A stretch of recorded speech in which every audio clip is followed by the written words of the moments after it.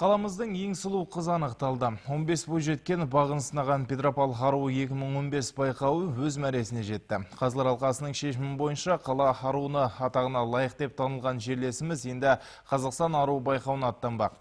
Республикалық деңгейде өңір намысын кім қорғайды? Фариза Жазитованың бейнематериалында.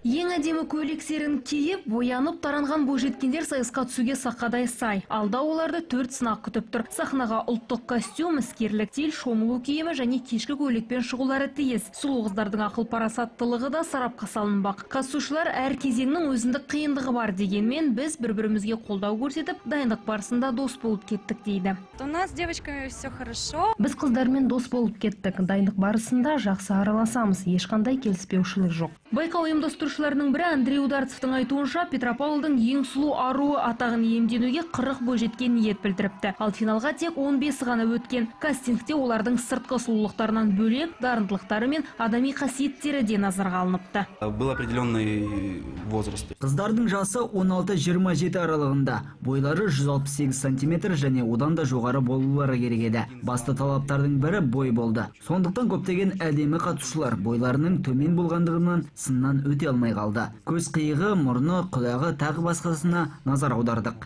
Аталмыш байқау соңғы 10 жылда бірінші рет ұйымдастырылып отыр. Көрерменнің көптігінен залда үйне шаншар жер болмады. Шоудың өтуіне ондаған демеуші көмектесті. Сондай-ақ қыздар мен танымал хореографтар, қоюшы мамандар жұмыс істеді.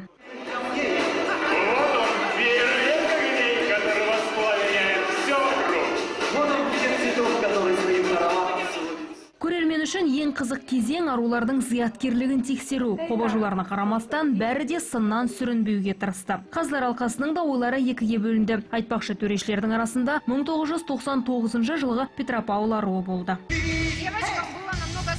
Бұл жолы қыздарға біраз қиын болды. Бізде кезінде қатты қобалжығанбыз. Оларды жақсы түсінемін. Біз қатысқанда барлық сахналық қойылымдарды өз күшімізбен дайындадық. Бұл жолы аруларға бірнеше театрлар көмектесіп жатыр екен. Әсерлі шоу 2 сағатқа созылды. Қазылар алқасының шешімі бойынша бас жүлдеге Манаш Қозыбаев атындағы Солтүстік Қазақстандық мемлекеттік университетінің студенті Алина Хлевова лайық деп танылды. Петропавлдың ең сұлу бойжеткені 21 жаста. Қаржыгер мамандығын меңгеріп жүрген ол бос уақытында шоу-балетке барып, салауатты өмір салтын ұстанады екен.